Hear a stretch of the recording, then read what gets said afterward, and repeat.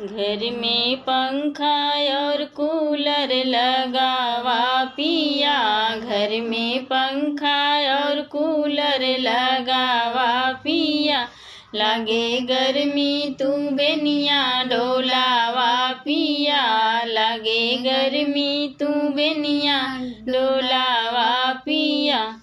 भरी दोपहर में चुए टप टप पसीना, भरी दोपहर में चुए टप टप पसीना, कैसे बताई राजा जेठ के महीना, कैसे बताई राजा जेठ के महीना।